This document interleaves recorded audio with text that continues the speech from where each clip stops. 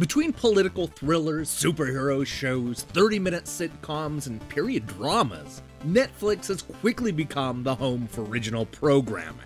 Their newest show is based on the long-running Konami franchise Castlevania, and I thought it would be fun to go over the first 4 episodes and discuss what's good and bad. As you can see, I'm playing Castlevania 3 Dracula's Curse on the Nintendo Entertainment System. If you've watched any part of this Netflix series, then you probably know why.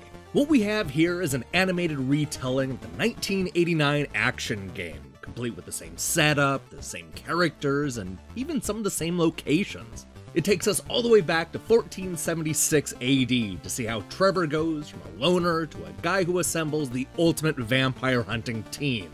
They're basically the Avengers of the 15th century. Because the entire season will take you just over 90 minutes to watch, I've decided to talk about all 4 episodes in this one review. First, we're going to go over some of the plot points of each episode, and then we'll discuss what I thought of the show in total. This is a spoiler review, so I'm barreling forward with the assumption that you've either already watched the show, or you just don't care about spoilers. If you want to jump directly to my review of the season as a whole, then you should just skip to the time code posted below. So right off the bat, I like how much backstory we get in the cold open of the first episode.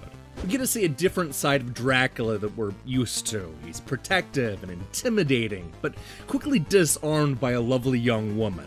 More than anything else, this goes a long way to humanize Drac, something that we don't see a lot of in those early Castlevania games. We know he can be charming when he wants to be, and we get just a small taste of that. I'm already into the idea of a Dracula who isn't just a boring 2D villain. Fast forward 20 years, and the first episode also introduces us to the show's other villain, a dishonest bishop who sees no problem burning a woman alive in the middle of town square. And here's where I feel I need to stop and explain my thinking. I'm already a few minutes into the show, and I somehow hate the humans more than the bloodthirsty vampires that show up every 100 years. And this is a theme that'll pop up again the deeper we get. Long story short, Dracula is pissed that the town of Targa Vista has publicly killed his wife, which I completely understand. He gives the town 1 year to make good with their god before he'll come back and kill everybody. This would have been a good time to, find a new job and maybe move far away. But the morons of Targa Vista decide to throw a giant party celebrating the anniversary of that one time they publicly killed a woman. Seriously. Look, I'm not for death and destruction, but at this point it sort of feels like the town had it coming.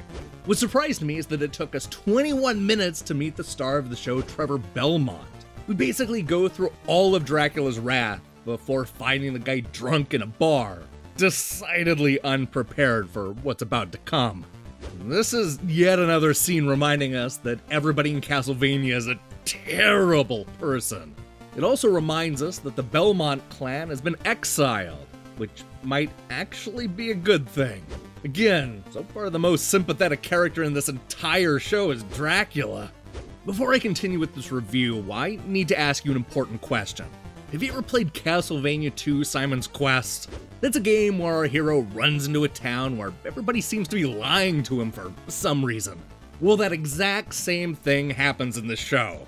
It's also full of priests bullying elderly people, which leads us into one of the show's best fight scenes. This is a stark reminder that the show is for adults. There are people getting their body parts chopped off, there's profanity everywhere, and it won't exactly make you want to go to church anytime soon. I like the approach they're taking. Of course, in predictable fashion, all this leads to Trevor getting roped into saving the granddaughter of that old man, which sends him down into the scary catacombs to look for clues. What he finds is a weak floor and lots of falling. He also goes eye to eye with the Cyclops, just like in the game. This wakes the Elder's granddaughter up, and lo and behold, it just so happens to be Sipho, a very female Sipho. Now this is the point of the review where I should probably mention that Sipho wasn't always a woman. If you played through Dracula's Curse on the Nintendo Entertainment System, then chances are you remember Sipho as being a dude, since the game goes out of the way to call the character a warlock and uses the male pronoun. Of course, this was due to technical limitations that prevented the game from differentiating between male and female. As far as I'm concerned, Sipho is a woman, and it turns out that she has some of the coolest moves in the entire show. If you went into this expecting an epic showdown with Trevor going up against Dracula, then you might end up being disappointed in the end. What we do get is a pretty badass fight against the religious zealots. It also gives Trevor a chance to turn into a Jon Snow figure, somebody who is more than capable of leading the fight against the hordes of undead monsters.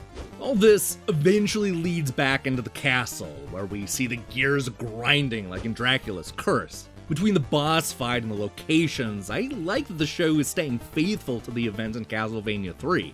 Sure, it's adding a lot more to the story, which is something you almost have to do in adapting an 8-bit game, but it still seems like it's at least trying to be accurate. That's more than I can say about most video game adaptations. All this eventually leads to the inevitable showdown between Trevor Belmont and Alucard, but not before there's a lot more falling. Seriously, this show has a lot of falling. The old 8-bit games had you climbing up narrow areas, not falling from one floor to the next. Anyway, this final showdown is fun and satisfying. While we've already seen what Trevor can do, it's great seeing Alucard pull off some of his moves from Symphony of the Night. The only real complaint I had with this fight was its inevitability.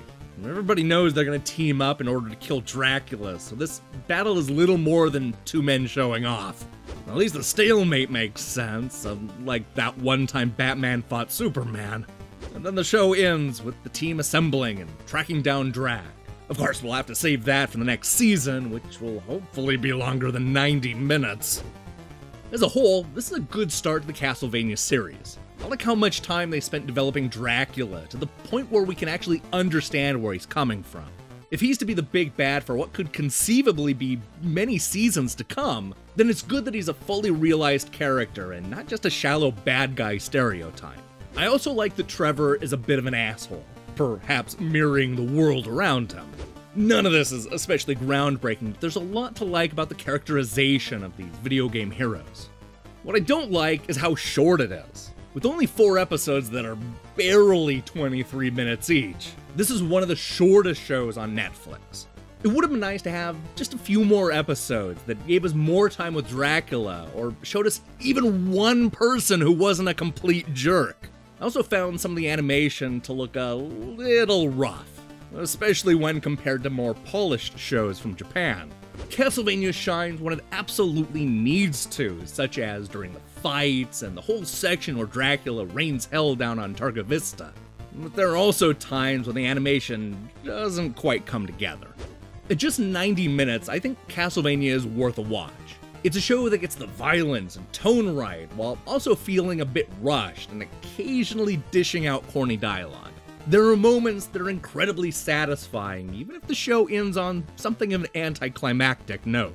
When it comes right down to it, I'll definitely keep watching when Season 2 shows up. Speaking of which, here are some questions I have about future seasons of Castlevania. Will they eventually meet up with Grant? Are they going to skip ahead and eventually give us Simon and his various quests? Will Frankenstein's monster show up? Given that the life expectancy for a man of the 15th century is around 35 years, is it possible that we see Trevor die of old age about halfway through Season 2? Will Trevor find and eat food hidden within the walls of Castlevania? I mean, it wouldn't be a proper adaptation without it, right?